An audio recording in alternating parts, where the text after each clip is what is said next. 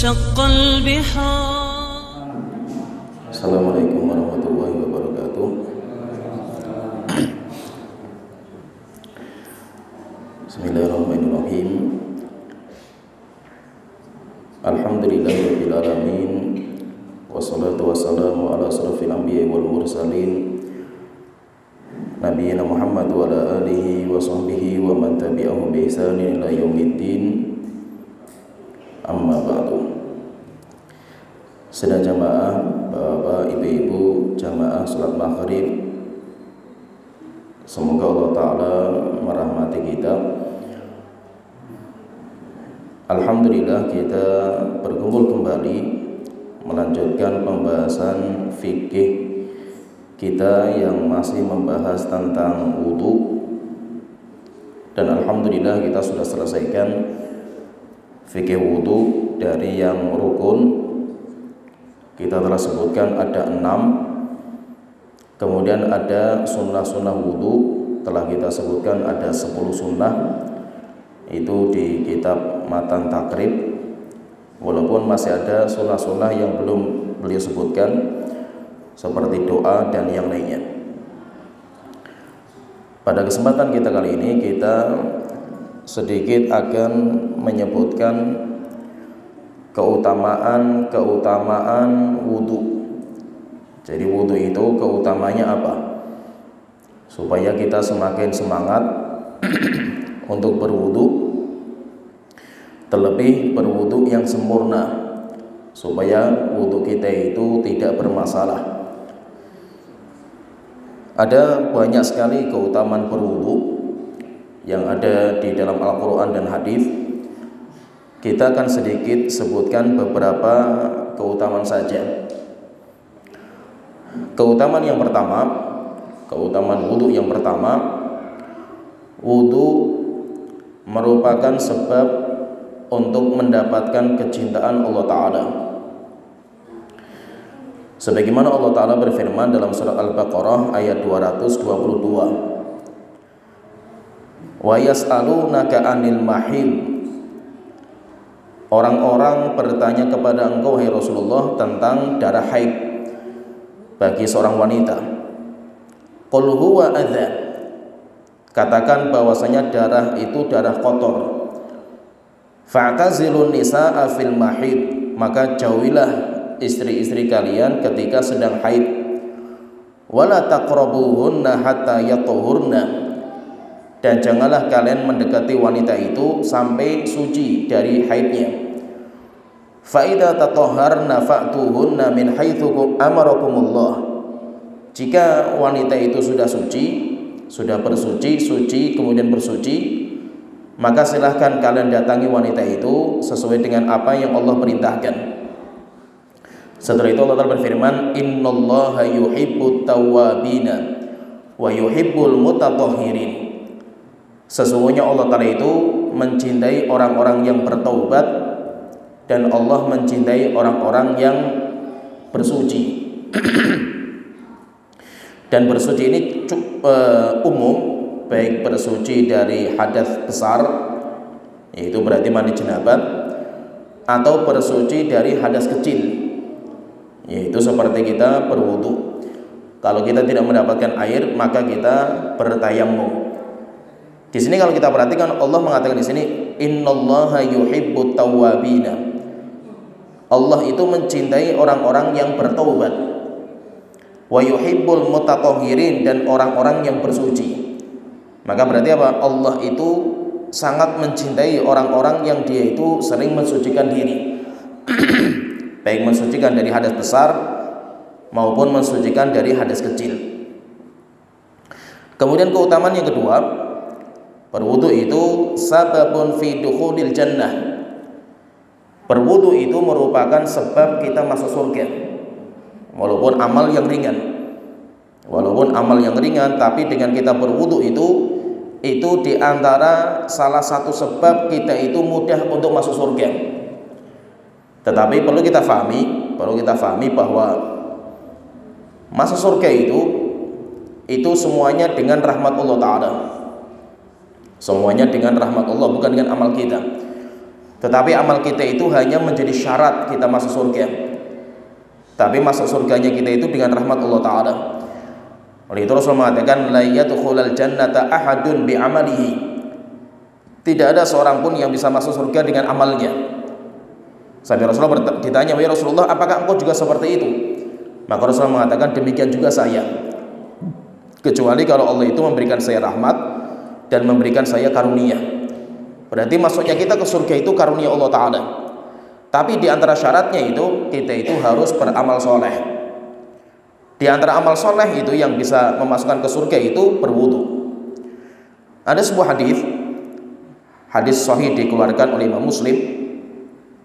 Hadis dari Uqbah bin Amir radhiyallahu anhu, beliau bercerita, "Kanat alaina ri'ayatul ibil." Kami itu pernah ditugaskan untuk menjaga unta.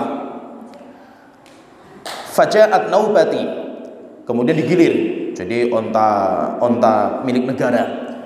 Unta milik negara banyak. Setelah itu para sahabat itu digilir untuk menjaganya.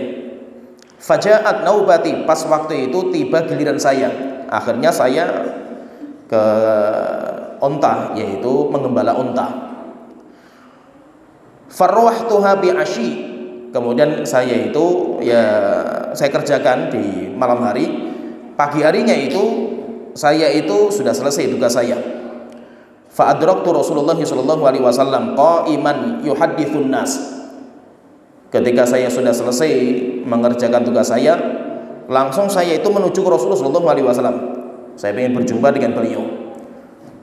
Saya ketemu sama Rasulullah pas bertepatan beliau itu sedang khutbah.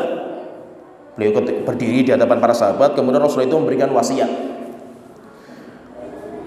Fa'adraktu min qawlihi, kemudian saya ikut duduk, tapi terlambat saya duduk terlambat. Di antara sabda Rasulullah yang saya dengarkan, yaitu karena saya terlambat, tapi saya mendengarkan dari sabda Rasulullah itu, saya mendapatkan Rasul itu bersabda, "Ma min muslimin yatawaddau fayuhsinu wudu'ahu." Tidak ada seorang muslim yang berwudu dan dia itu menyempurnakan wudunya, yaitu wudu yang seperti kita jelaskan pembahasan sebelumnya itu sempurna, sehingga setiap anggota wudu itu benar-benar sempurna. Tsumma yaqumu fayusalli rak'atain, kemudian dia itu selesai berwudu, berdiri sholat sunnah 2 rakaat. Namanya sholat sunnah rak'atul wudu, 2 rakaat yang dikerjakan setelah wudu. Setelah itu Rasulullah mengatakan, muqbilan alaihima biqalbihi wa wajhihi, dan dia itu ketika sholat menghadapkan wajahnya dan hatinya. Bukan cuma wajahnya, badannya yang menghadap kepada Allah Ta'ala, tapi hatinya juga. Apa kata Rasulullah? Rasulullah mengatakan, illa wajabat lahul jannatu, kecuali pasti orang itu akan masuk surga. Orang itu akan masuk surga. Siapa yang berwudu, wudu sempurna, selesai berwudu, sholat 2 rakaat, maka Rasulullah mengatakan orang itu pasti masuk surga. Qala faqultu, setelah itu Rasulullah selesai, ceramahnya selesai, maka saya mengatakan kepada teman saya sebelah, ma ajwada hadhihi, sungguh betapa indah sabdanya Rasulullah ini. Luar biasa, cuma berwudu sempurna, kemudian sholat 2 rakaat khusyuk, kita wajib masuk surga itu. Luar biasa ini hadis ini. Fa idza qailun baina yadayya yaqul, saya ngomong sama sebelah saya seperti itu, tiba-tiba orang depan saya itu ngomong ke saya, yaitu yang di depan saya itu ngomong sama ke saya, allati qablaha ajwad, wahai Amr, wahai Uqbah bin Amir, sebelum ini, yaitu sebelum Rasulullah tersebut, itu lebih indah lagi sabdanya Rasulullah. Fanadhartu, maka saya lihat wajahnya, siapa yang ngomong itu? Faida Umar, rupanya yang ngomong di depan saya itu Umar bin Khattab. Qala, kemudian saya mengatakan, inni qad ra'aituka ji'ta anifa. Saya mengatakan, wahai Umar, apa yang kamu dengar ini? Maka Umar mengatakan, wahai Uqbah, saya tadi melihat kamu itu terlambat, sehingga kamu mendengar sabdanya Rasul itu di tengah-tengah. Sebelumnya itu lebih indah lagi. Maka saya tanya, wahai Umar, apa yang kamu dengar? Maka beliau mengatakan, saya mendengar Rasulullah SAW beliau bersabda, qala ma minkum min ahadin yatawaddau fayublighu al-wudu. Tidak ada salah seorang di antara kalian yang berwudu dan menyempurnakan wudunya. Thumma yaqulu, kemudian dia berdoa. Sebelum sholat dia itu berdoa dulu. Doanya Rasulullah mengatakan asyhadu an la ilaha illallah wa anna Muhammadan abduhu wa rasuluhu. Ini doa wudu seperti ini. Doanya asyhadu an la ilaha illallah wahdahu la syarikalah wa asyhadu anna Muhammadan abduhu wa rasuluhu. Atau kalau dalam lebih ringkas lagi itu asyhadu an la ilaha illallah wa anna Muhammadan abduhu wa rasuluhu. Itu doa selesai wudu. Jadi bapak dan ibu dihafal. Doa ini dihafal. Masya Allah ini doa ini. Rasulullah mengatakan tidak ada orang yang berwudu dan wudunya sempurna. Kemudian dia membaca doa asyhadu an la ilaha illallah wa anna Muhammadan abduhu wa rasuluh. Rasulullah mengatakan illa futihat lahu abwabul jannati tsamaniyah, kecuali akan dibukakan 8 pintu surga. Akan dibukakan 8 pintu surga, yadkhulu min ayyiha syaa. Orang itu diizinkan masuk surga dari pintu mana silakan pilih. Itu orang yang wudunya sempurna. Selesai itu dia berdoa. Masya Allah, itu doa yang ringkas sekali itu. Dibukakan 8 pintu surga dan dia nanti bebas mau milih masuk surga dari pintu mana. Dalam hadis yang lain ada tambahan doa. Dalam hadis yang lain itu ada tambahan doa. Kalau tadi kan kita katakan doanya itu asyhadu an la ilaha illallah wa anna Muhammadan abduhu wa rasuluhu. Dalam riwayat yang lain ada tambahan doanya itu Allahumma ja'alni minat tawwabin wa ja'alni minal mutatahhirin.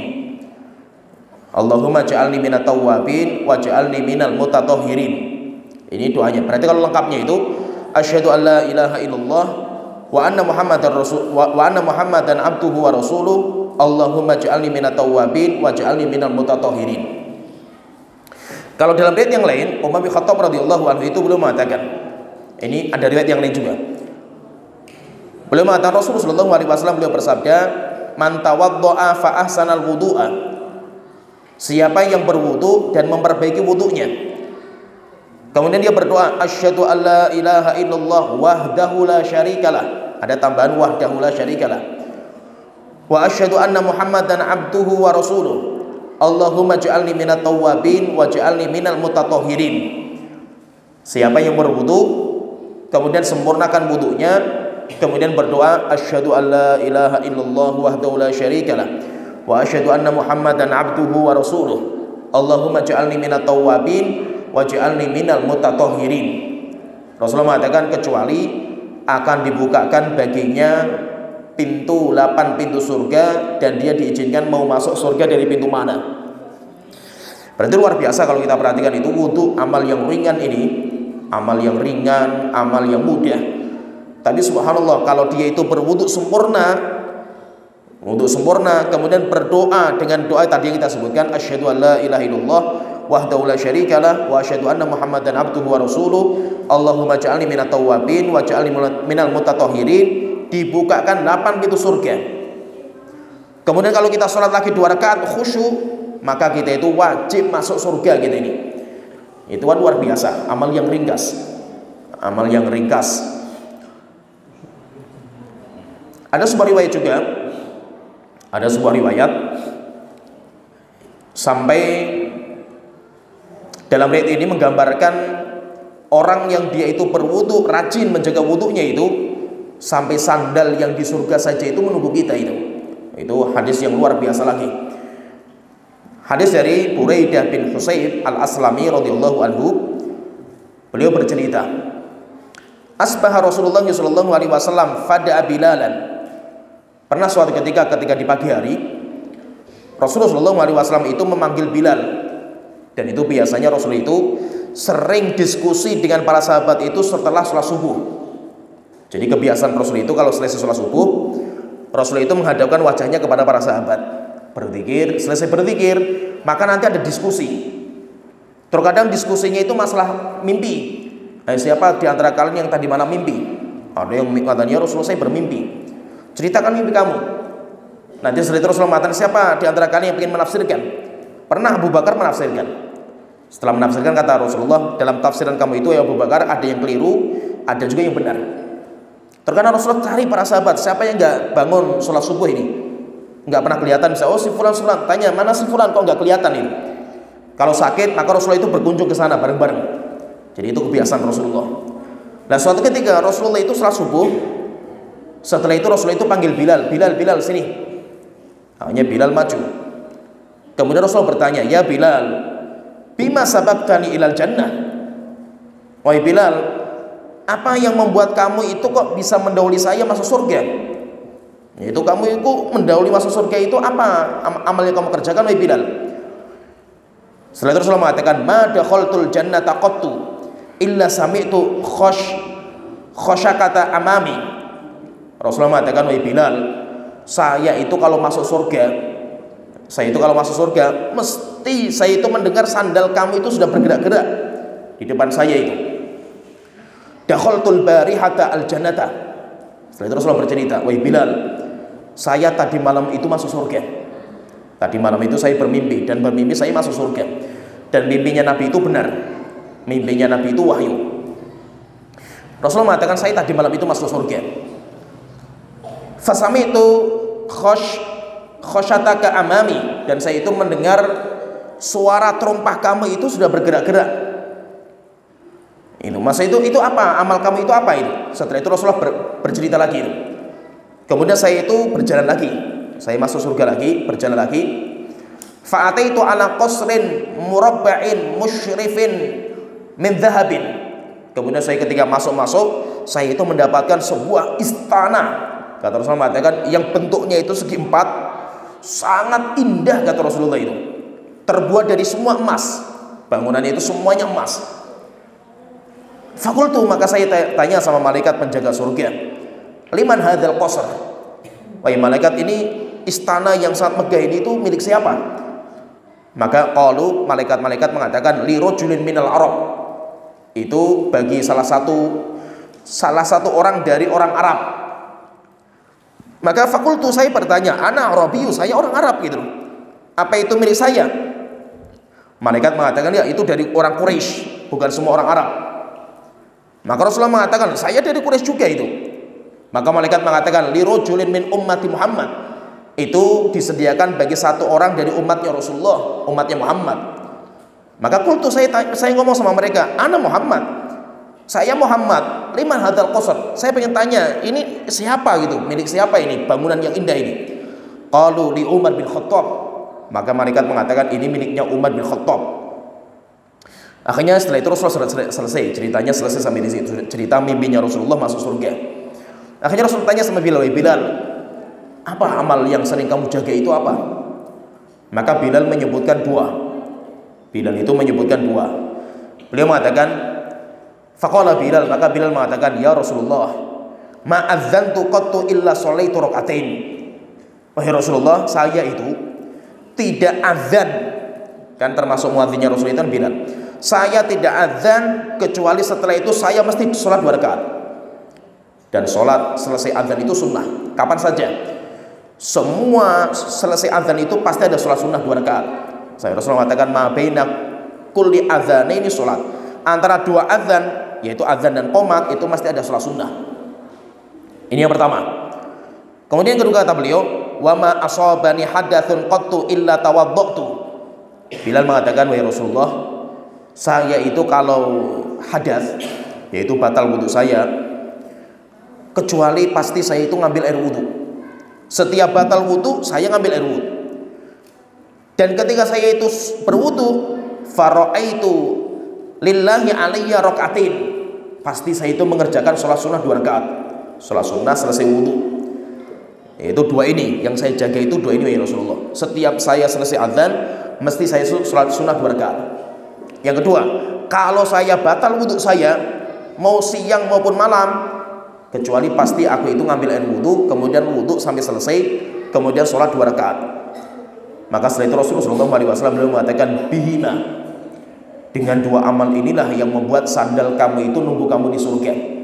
Berarti apa? Berarti di sini kalau kita pahami di sini berarti berwudu itu, menjaga wudu itu merupakan sebab kita itu bisa masuk surga Allah Ta'ala. Kemudian keutamaan yang ketiga, keutamaan wudu yang ketiga, wudu itu raf'ud darajat. Berwudu itu akan menaikkan derajat kita. baik derajat di dunia maupun nanti derajat di hari kiamat. Sebagaimana hadis dari Abu Hurairah radhiyallahu anhu, Rasulullah sallallahu alaihi wasallam beliau bersabda, "Ala adullukum ala ma yanhullahu bihil khotoya."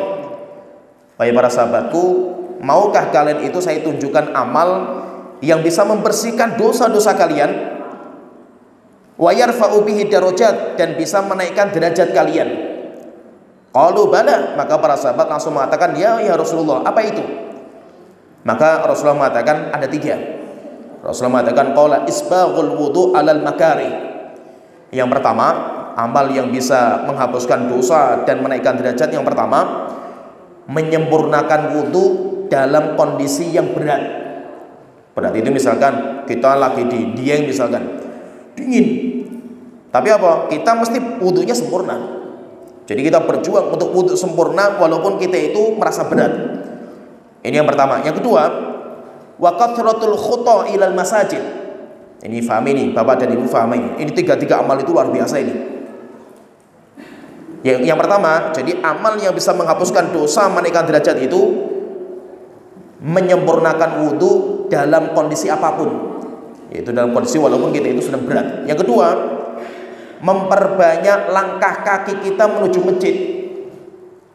Sehingga apa? Sunnahnya ini saya sebutkan di sini, sunnahnya itu kalau kita ke masjid itu kita berjalan kaki. Dan sunnahnya lagi, sebelum kita keluar dari rumah menuju masjid itu kita berwudu di rumah. Jadi wudu itu bukan di masjid. Nanti akan kita sebutkan hadis ini. Wudu itu di rumah. Kita dalam kondisi wudu sempurna, setelah itu keluar ke masjid itu sudah suci kita itu. Jadi memperbanyak apa? Memperbanyak melangkahkan kaki ke masjid. Sampai ada seorang sahabat itu, rumahnya paling jauh dari Masjid Nabawi, tapi dia nggak pernah ketinggalan. Akhirnya ada temannya itu nasihati, bagaimana kalau kamu itu beli kendaraan? Dia mengatakan enggak. Kenapa? Karena saya pengen setiap langkah kaki itu dicatat kebaikan itu. Maka memperbanyak langkah kaki menuju masjid. Yang ketiga, wangtidharus shalah ba'da shalah. Amal yang ketiga itu menunggu sholat setelah sholat dikerjakan. Yaitu maksudnya apa? Misalkan sekarang ini kita kan selesai sholat maghrib, kita masih duduk di sini pengajian. Kita ngaji ini apa? Sampai kapan itu? Sampai kita nunggu sholat isya. Maka kita duduk sholat maghrib, dari maghrib tadi sampai nanti sholat isya, kita itu dicatat sebagai ibadah sholat. Jadi ada ibadah sholat itu nggak harus kita itu berdiri ruku sujud, nggak harus. Bagaimana caranya itu? Memperbanyak menunggu sholat di masjid. Kita misalkan azan, langsung kita berangkat ke masjid. Di masjid kita nunggu 10 menit misalkan itu, antara azan dan qomat 10 menit. Kita di masjid santai-santai nggak apa-apa guys. Maka kita itu dicatat sebagai ibadah sholat, walaupun kita itu nggak sholat. Tapi orang yang menunggu sholat di masjid itu sudah dicatat sebagai ibadah sholat. Oleh itu kalau bisa itu, ini fahami ibu-ibu, bapak-bapak, ibu-ibu, ada 2 waktu. Ada 2 waktu itu kalau bisa dijaga untuk kita di masjid. Ada 2 waktu. Yang pertama, setelah sholat subuh sampai matahari terbit. Matahari terbit, tunggu sampai setinggi tombak atau 15 menitan. Setelah itu baru sholat 2 rakaat. Pahalanya seperti umroh dan haji. Berarti setiap hari itu kita itu bisa umroh dan haji, bisa setiap hari itu. Pahalanya bisa dengan cara itu. Ini yang pertama. Yang kedua, maghrib dan isya. Diusahakan maghrib isya itu kita itu di masjid. Kenapa? Karena antara maghrib sampai kita itu nunggu sholat isya, kita itu dicatat sebagai ibadah sholat. Dan itu luar biasa pahalanya itu. Kemudian amal yang keutamaan berikutnya, wudu itu yang keempat, keutamaan wudu yang keempat, sababun fil wurudi ala haudin nabi. Berwudu sebab masuknya kita di telaganya Rasulullah SAW. Nabi Muhammad itu punya telaga. Syarat masuknya orang itu harus ada tanda wudu. Yang tidak ada tandanya diusir sama para penjaga, sehingga orang itu nggak bisa minum dari telaganya Rasulullah SAW. Jadi nanti Rasulullah itu punya 2. Di hari kiamat itu ada namanya Al-Kautsar. Inna a'tainakal kautsar. Al-Kautsar. Kautsar itu apa? Kautsar itu di surga. Al-Kautsar itu di surga, sumur atau sungai di surga miliknya Rasulullah SAW. Kemudian kedua, Rasulullah itu punya al-haud. Jadi al-kautsar dan al-haud. Kalau al-haud itu telaga. Kapan itu? Itu di padang mahsyar. Jadi di padang mahsyar itu ada telaga, sedangkan di surganya itu nanti ada sungai. Sama, sifatnya persis sama. Dan nanti umatnya Rasulullah itu akan minum dari dua-duanya. Tapi syaratnya itu, tandanya apa? Ketika dia itu menjaga wudu. Dari Abu Hurairah radhiyallahu anhu dalam hadis yang sahih, dari Abu Hurairah radhiyallahu anhu, beliau bercerita, anna Rasulullah sallallahu alaihi wasallam kharaja ilal maqbarati. Beliau mengatakan Rasulullah sallallahu alaihi wasallam itu pernah beliau itu pergi ke kuburan Baqi. Baqi itu dekat dengan Masjid Nabawi. Kemudian Rasul ketika mau masuk kuburan, beliau mengatakan assalamualaikum dara qaumin mu'minin. Ini doa masuk kuburan. Assalamualaikum, semoga keselamatan tercurah kepada kalian, dara qaumin mu'minin, negeri orang-orang yang beriman. Wa inna insyaallah bikum lahikun, dan kami berharap segera berjumpa dengan kalian. Setelah itu Rasulullah mengatakan, waditu anni qad ra'aitu ikhwanana. Saya sangat berharap untuk berjumpa dengan teman-teman saya, namanya ikhwan. Kalau akhirnya para sahabat mengatakan, ya Rasulullah, alasna ikhwanaka. Ya Rasulullah, bukankah kami itu saudara-saudara engkau? Qala, maka Rasulullah mengatakan, bukan. Bal antum ashabi, kalian itu sahabatku. Kalian itu sahabatku. Wa ikhwani alladzina lam ya'tu ba'du. Sedangkan teman-temanku, ikhwanku, itu orang-orang yang datang setelah saya. Seperti kita misalkan sekarang kita nggak pernah berjumpa sama Rasulullah, tapi kita beriman sama beliau, kita mencintai beliau, maka kita itu dinamakan dengan ikhwannya Rasulullah, saudaranya Rasulullah, bukan sahabatnya, tapi saudara, temannya Rasulullah. Setelah itu Rasulullah bercerita. Rasul itu ditanya. Rasulullah mengatakan, wa ana faratukum alal haudi, dan saya, ini kata Rasulullah mengatakan, saya tunggu kalian nanti di telaga saya. Yaitu saya tunggu sahabatku dan saudara-saudaraku itu kan saya tunggu nanti di telaga saya, biarkan kalian itu minum dari telaga saya. Qalu, akhirnya para sahabat bertanya, ya Rasulullah, kaifa ta'rifu man ya'ti ba'daka min ummatika? Bagaimana engkau itu bisa tahu nanti 100 tahun yang akan datang, 1000 tahun yang akan datang itu dari umat engkau, ini yang beriman, ini yang tidak beriman sama tidak.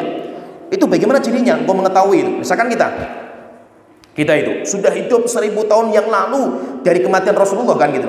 Rasulullah sudah meninggal dunia 100 tahun yang lalu, 1000 tahun yang lalu, kita masih beriman. Pertanyaan, bagaimana nanti Rasul itu kenal kita itu? Itu tanda kitanya itu apa itu? Maka Rasulullah bercerita. Rasulullah menggambarkan, ara'aita law kana lirajulin khailun gharran muhajjalatun fi khayli duhmin alla ya'rifu khaylahu. Saya contohkan, bagaimana kalau seandainya kamu itu punya kuda warnanya putih cemerlang itu, kuda putih, sininya itu rambutnya putih, dikumpulkan dengan kuda-kuda yang warnanya hitam semua, dikumpulkan jadi satu itu. Maka ditanya, Rasulullah tanya, kamu bisa membedakan kuda kamu enggak itu? Dia mengatakan, bisa ya Rasulullah, gampang, itu warnanya putih cemerlang kan itu. Maka Rasulullah mengatakan, demikian juga nanti di hari kiamat. Rasulullah mengatakan demikian juga seperti itu. Fa innahum ya'tuna yaumal qiyamati ghurran muhajjalina minal wudu. Sesungguhnya umatku itu nanti akan datang kepada saya dalam kondisi wajahnya itu putih cemerlang. Kenapa? Karena wudu mereka. Wa ana faratuhum alal haud, dan saya akan tunggu mereka semua. Saya akan tunggu mereka nanti di telaga saya.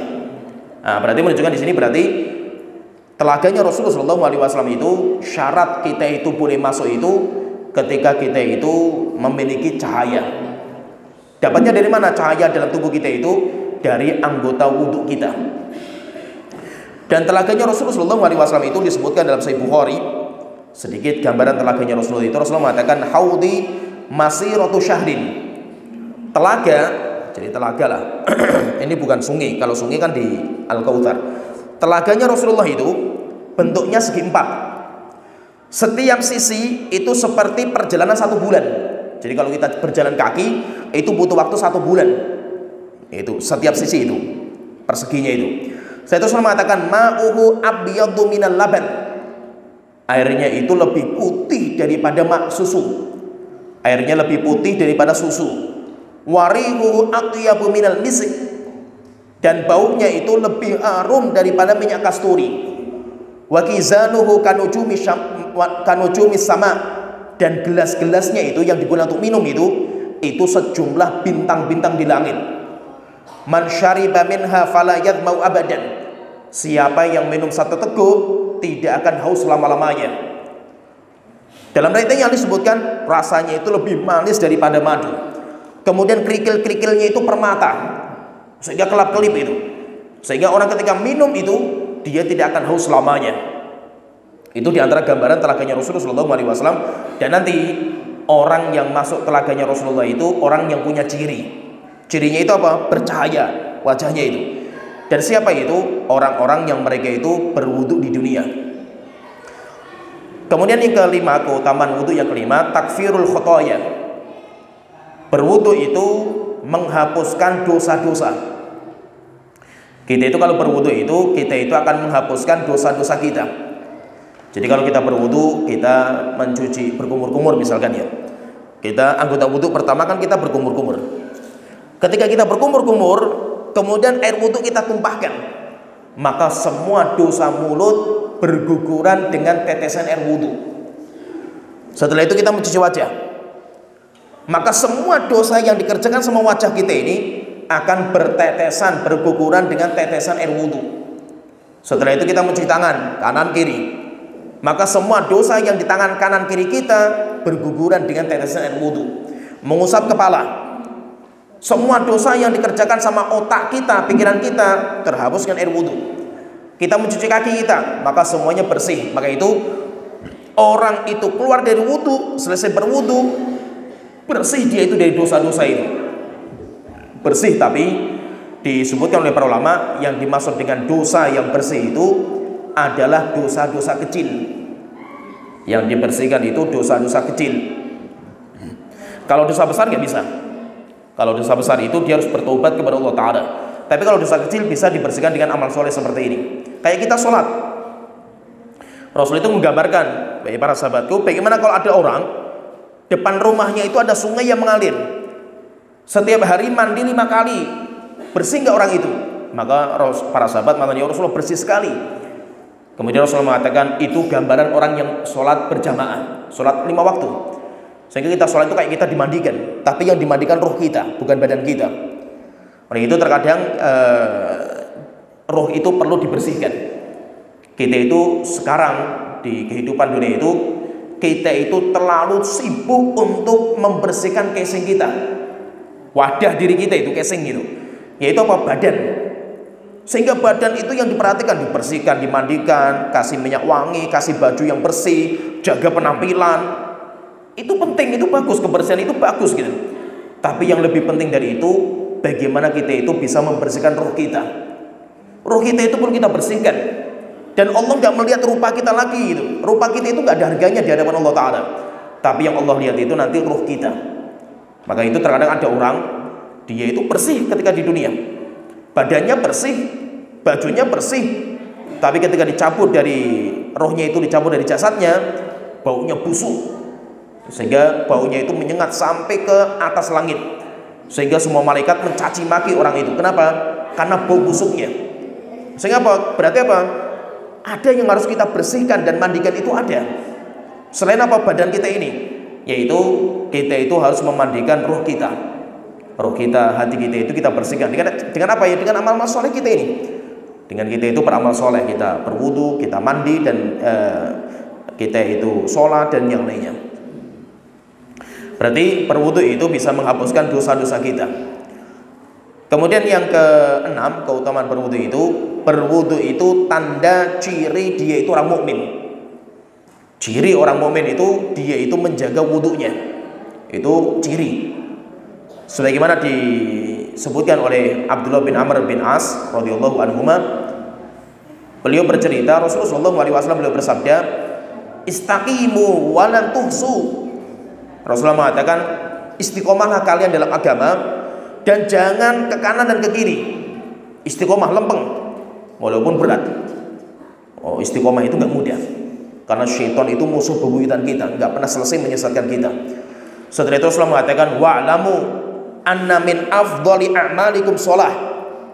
Rasulullah mengatakan, ketahuilah bahwa amal terbaik yang kalian kerjakan itu adalah sholat kalian. Maka sholat itu dijaga. Sholat itu dijaga, dan sholat itu merupakan amal yang pertama dihisab oleh Allah nanti di hari kiamat. Itu sholat. Sehingga sholat itu tanda ciri orang mukmin. Setelah itu Rasulullah mengatakan, wala yuhafidhu 'alal wudu' illal mu'min. Tidak ada orang yang menjaga wudu kecuali hanya orang mukmin saja. Berarti apa? Orang yang menjaga mukmin itu ciri kalau dia itu menjaga wudu itu ciri kalau dia itu orang mukmin. Kenapa? Yang biasa membersihkan dari najis dan hadas itu hanya orang mukmin. Karena orang mukmin itu bersih. Sedangkan orang-orang kafir, pelaku dosa dan maksiat, orang yang jauh dari Allah biasanya jarang membersihkan seperti ini. Sehingga apa? Sehingga nanti ketika di hari kiamat itu akan nampak kotornya dirinya. Kenapa? Karena tidak pernah dibersihkan. Kemudian yang ketujuh yang kita cepatkan, yang ketujuh, al-wudu qablan naum sababun fil mauti 'alal fitrah. Berwudu sebelum tidur. Nah, jadi sebelum tidur itu kalau bisa Bapak dan Ibu usahakan sebelum tidur itu kita itu wudu sempurna. Sehingga kita wudu itu dalam kondisi kita itu berwudu tidur itu. Jadi tidur dalam kondisi kita sudah berwudu sempurna. Kayak kita itu wudu untuk sholat. Kenapa? Kalau seandainya kita itu meninggal dunia di atas kebersihan, suci kita itu. Karena kita itu kalau tidur, kita itu sebenarnya sedang wafat. Tidur itu wafat. Wafat itu ada dua. Ada wafat kecil, ada wafat besar. Wafat kecil itu adalah tidur. Kemudian yang kedua, wafat besar itu adalah kematian. Nabi Isa itu ketika diangkat ke atas langit kan Allah Ta'ala mengatakan, inni mutawaffika. Isa, aku akan mewafatkan kamu dulu. Wa rafi'uka ilayya. Setelah itu aku akan mengangkat kamu. Berarti Nabi Isa itu diangkat ke atas langit dalam kondisi sudah wafat. Maksudnya apa? Apakah Nabi Isa itu sudah mati? Belum. Maksudnya wafat itu wafat kecil. Nabi Isa itu ditidurkan. Jadi orang yang tidur itu sedang wafat, dia itu rohnya dikeluarkan dari jasadnya itu. Cuma Allah kembalikan lagi. Nah, kalau bisa sebelum kita itu tidur, kita itu berwudu sempurna. Setelah itu kalau bisa itu kita berdoa. Nah, doanya ini harus dihafal. Ada doa yang harus dihafal sebelum tidur itu. Dari Bara' bin Azib radhiyallahu anhu, beliau berkata, Rasulullah SAW beliau bersabda, "Idza ataita majja'aka." Kamu itu kalau mendatangi tempat tidur kamu, fatawadda wudu'aka lis-shalah. Wudulah kamu seperti wudu salat sempurna. Thumma taji ala syaqqikal aiman. Setelah itu berbaring itu bertumpu kepada bagian yang kanan. Jadi miringnya itu ke kanan. Wudu kemudian miring ke kanan. Setelah itu kamu berdoa. Doa yang terkenal kan banyaklah doa itu. Tapi ada doa yang ini jarang didengar tapi perlu dihafal. Bagus sekali doanya itu. Dan Rasulullah dulu itu mentalkin para sahabat. Jadi para sahabat suruh ngafal, suruh setoran sama Rasulullah itu. Kenapa? Karena itu harus dibaca sebelum tidur itu. Rasulullah mengatakan, Allahumma aslamtu wajhi ilaik wa fawwadtu amri ilaik wa alja'tu dhuhri ilaik rahbatan wa raghbatan ilaik la malja'a wa la manja minka illa ilaik amantu bika alladhi anzalta wa bi nabiyyika alladhi arsalta. Ini doanya ini. Doanya Allahumma aslamtu wajhi ilaik, wahai Tuhanku, saya serahkan wajahku kepada Engkau. Wa fawwadtu amri ilaik, dan saya serahkan semua urusanku kepada Engkau. Wa alja'tu dhuhri ilaik, dan saya sandarkan punggungku kepada Engkau. Rahbatan wa raghbatan ilaik, karena rasa takut saya kepada Engkau dan rasa harapku kepada Engkau. La malja'a wa la manja minka illa ilaik, tidak ada tempat keselamatan, tidak ada tempat bernaung dari murkanya Engkau kecuali kembali kepada Engkau sendiri. Amantu bi kitabika alladzi anzalta, saya beriman kepada kitab suci yang Engkau turunkan, wa bi nabiyyika alladzi arsalta, dan dengan nabi yang Engkau utus. Rasulullah mengatakan, fa mitta alal fitrah. Kalau seandainya ditakdirkan kamu itu meninggal di malam itu, maka kamu itu meninggal di atas fitrah. Meninggal di atas fitrah. Faj'alhunna akhira ma taqul. Rasulullah mengatakan, maka jadikan ucapan itu tadi ucapan terakhir yang kamu baca sebelum kamu itu meninggal dunia.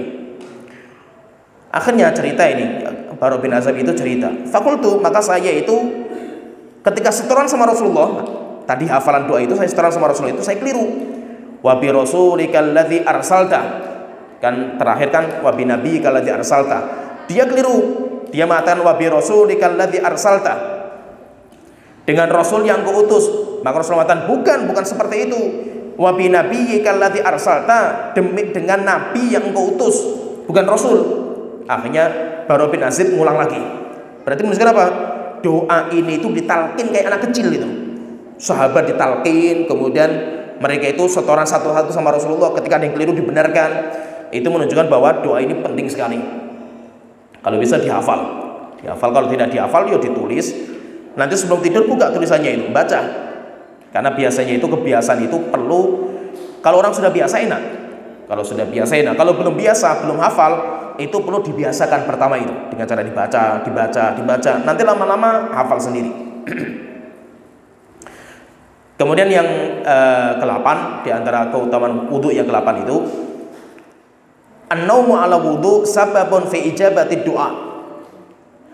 Tidur dalam kondisi berwudu sebab doa kita dikabulkan. Jadi kalau kita itu nanti malam kita mau bangun malam dan kita mau berdoa dan pengen doa kita itu dikabulkan, maka sebelum tidur itu kita berwudu dulu. Jadi wudu dalam kondisi kita itu malam hari itu suci, kemudian baru kita itu tidur. Sebagaimana hadis dari Mu'adz bin Jabal radhiyallahu anhu, beliau berkata, Rasulullah SAW beliau bersabda, "Ma min muslimin yabitu ala dzikrin tahiran fayata'ara minal laili." Rasulullah mengatakan tidak ada seorang muslim bermalam hari dalam kondisi dia berzikir dan suci. Berzikir sebelum tidur dan suci, yaitu berwudu.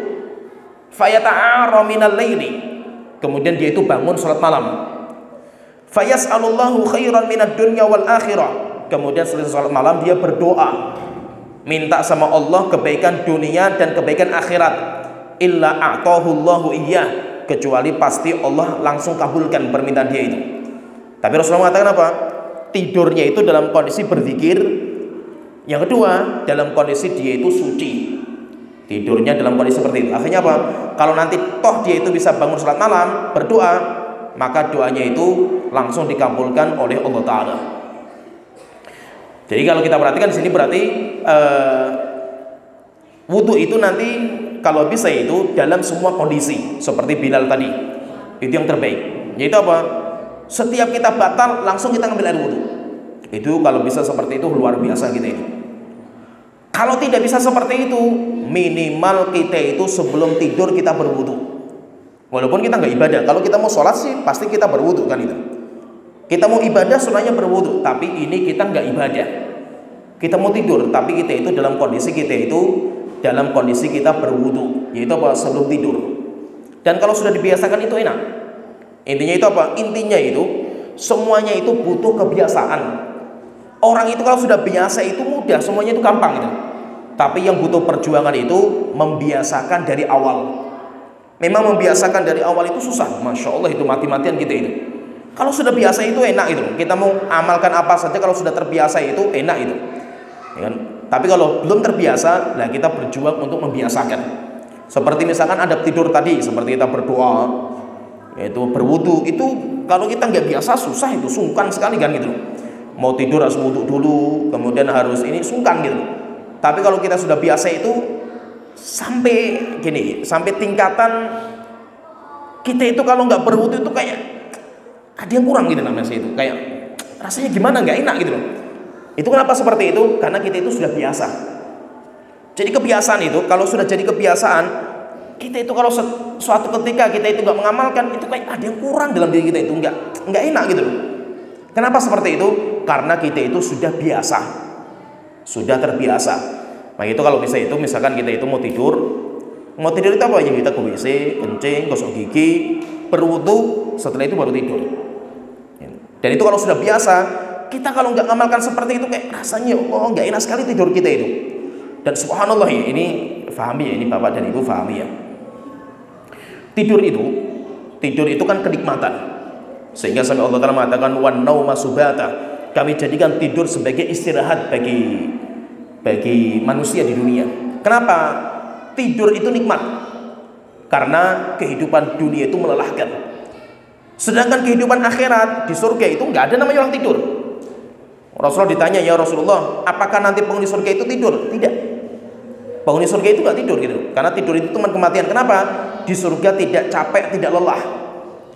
Nah, tidur itu terkadang bisa menjadi kenikmatan. Kita itu tidur itu, bangun tidur itu seger, buger dari kita itu.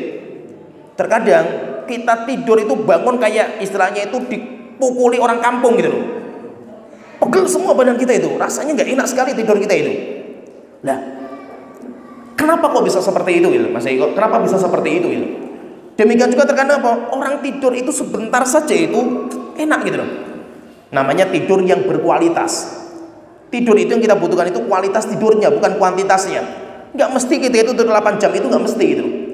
Saya dulu ketika di pondok itu biasa tidur 4 jam, 3 jam itu setiap hari biasa gitu, dan nggak apa-apa gitu. Kenapa? Karena yang kita cari itu kualitas tidurnya itu. Tidur 1 jam, 2 jam, 4 jam, selama berkualitas itu rasanya lezat gitu. Cukuplah untuk istirahat kita itu. Tapi tidur 8 jam ketika nggak berkualitas, itu rasanya capek semua bangun tidur itu. Nah, kenapa seperti itu? Karena kalau kita tidur itu, kita itu sedang meninggalkan dunia. Ibaratnya kayak kita mau mati lah gitu. Kalau kita mau mati, pikiran itu masih dunia yang kita pikir. Kita itu masih terbawa, masalah dunia itu masih kita bawa. Tidak akan kita itu tidurnya itu nggak akan nyenyak kita ini, nggak akan nyenyak. Bahkan terkadang apa, masalah dunia masuk dalam mimpi lagi gitu loh. Kita mimpi misalkan kita mikir sebelum tidur itu dikejar rentenir misalkan itu, ya kan? Pikir itu bagaimana saya bayar utang ini. Tidur les, mimpinya ya dikejar rentenir juga gitu loh. Sudah kita itu tidur pengen lepas dari masalah-masalah dunia, malah terbawa pikiran itu. Kenapa seperti itu? Karena dia itu nggak berzikir. Coba kita rasakan ya, kita tidur berwudu, sebelum tidur itu kita berzikir. Enak tidurnya itu, dan itu rasanya masya Allah. Coba rasakan itu. Kita berzikir, kita baca Quran sebelum itu, masya Allah rasanya lezat gitu. Dan itu plong bener, masih kan? Coba rasakan itu.